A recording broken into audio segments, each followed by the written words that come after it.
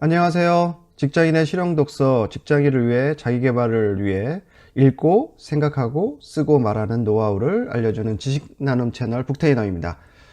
그 다음 이제 3장에서 가장 높은 곳에 있는 목표인 행복이라는 장인데요. 여기서는 우리가 일반적으로 아이들과 우리가 얘기를 나눠보면 아이들은 이제 많은 질문을 하지 않습니까? 비는 언제 오나요? 또 비는 또 왜 오는가요? 또 우리가 죽으면 왜 하늘나라로 갈까요? 이런 어떤 아이들에 대한 질문을 많이 받는데요. 그런데 이제 한편으로는 왜 우리는 왜 그렇게 열심히 살아가야 할까요? 이런 질문도 한번 해보면 좋을 것 같습니다. 왜 이런 질문을 이제 유도를 하냐면, 우리가 행복에 대해서 과연 우리 궁금증을 갖고 질문을 과연 하는지에 대해서 저자는 이제 이런 질문을 이제 계속 유도를 하는데요. 우리는 왜 승진을 원할까요? 우리는 왜 돈을 많이 벌고 싶어 할까요? 이런 것처럼 이런 어떤 질문을 계속 던지면서 왜라는 질문을 한번 던져보고, 궁극적으로는 우리가 삶을 산다는 것은 행복해지기 위해서 산다고 이야기를 합니다. 그래서 행복은 즐거움 플러스 의미라고 이제 정의를 내리는데요. 행복은 즐거움과 의미를 포괄적으로 경험한 것이다라고 합니다. 그래서 이 즐거움은 사소한 것부터 재미를 느끼는 것을 우리가 일반적으로 즐거움이라고 얘기를 많이 하잖아요.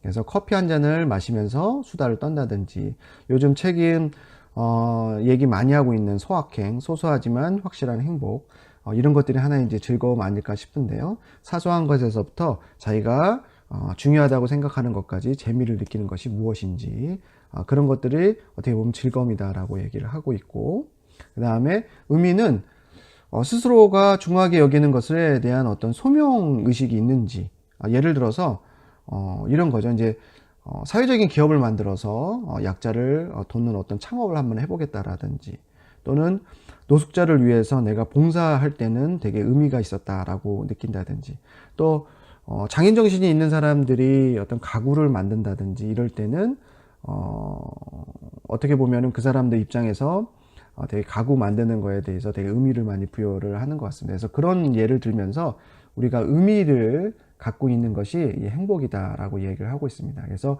즐거움과 의미, 이 두 가지가 꼭 겸비됐을 때 우리가 행복이다라고 이야기를 하고 있고요.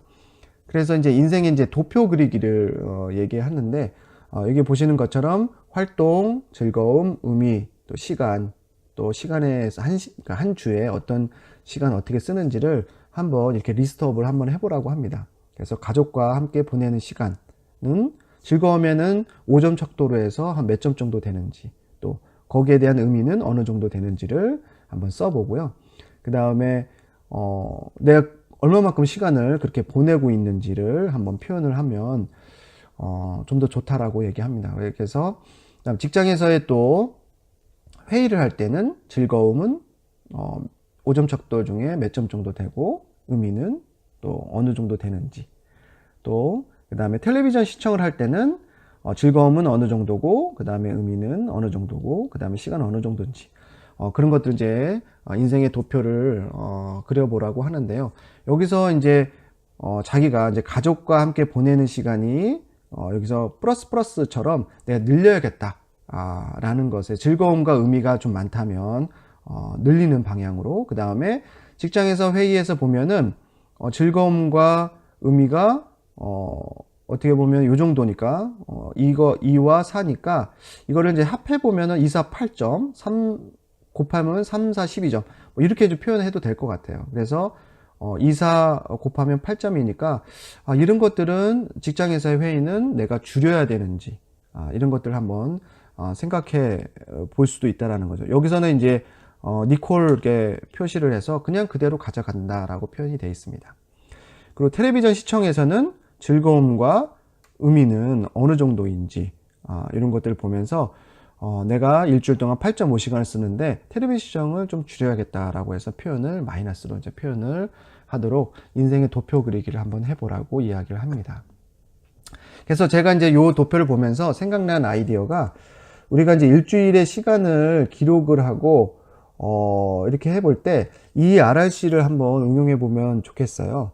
그 ERRC는 여러분들 아시는 것처럼 뭔가를 제거하고 그 다음에 레이즈 증가를 시키고 리듀스 감소하고 새롭게 창조하고 이런 건데, 제가 보니까 이제 활동과 즐거운 의미, 시간, 그 주에 얼마만큼 시간을 쓰는지를 이제 표현하고 여기다가 이제 칼럼을 하나 만들어서 이 RRC에 대한 표현을 써도 좋을 것 같아요. 예를 들어서 가족과 함께 보내는 시간은 R, 레이즈 증가를 좀 시키고요. 그 다음에 텔레비전 시청하는 거는 감소를 시키는 또 레이즈. 그 다음에 또 내가 인생을 살면서 되게 소소하지만 즐거움과 의미가 있다라는 활동을 여기다 또 쓰고 새롭게 이제 창조하는 거죠. 새롭게 쓰고 그거에 대해서 어떻게 좀 더 강하게 또는 증가할 건지에 대한 생각을 해보는 것도 좋을 것 같습니다. 그 다음 4장에서는 궁극적인 가치를 지닌 행복에 대해서 이야기하는데요.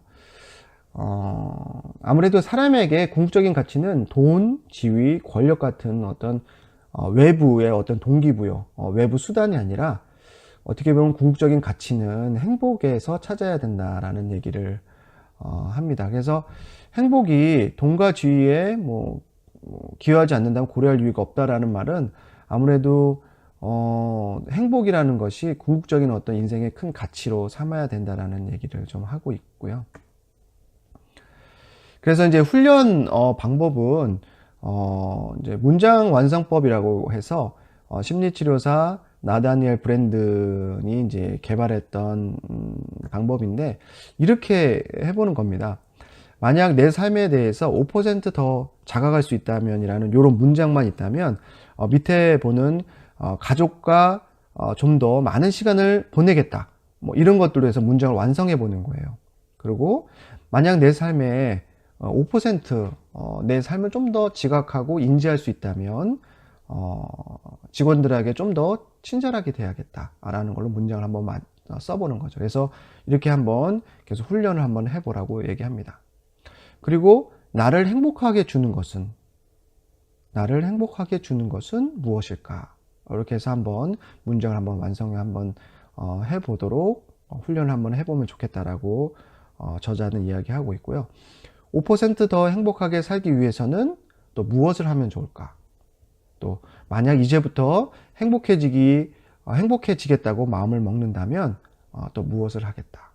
또 내가 무엇을 알았다면 어떻게 하겠다? 라는 관점에서 하나의 이제 질문과 이제 문장을 최대한 완성해 보는 시간을 가져보면 좋다라고 이야기를 합니다.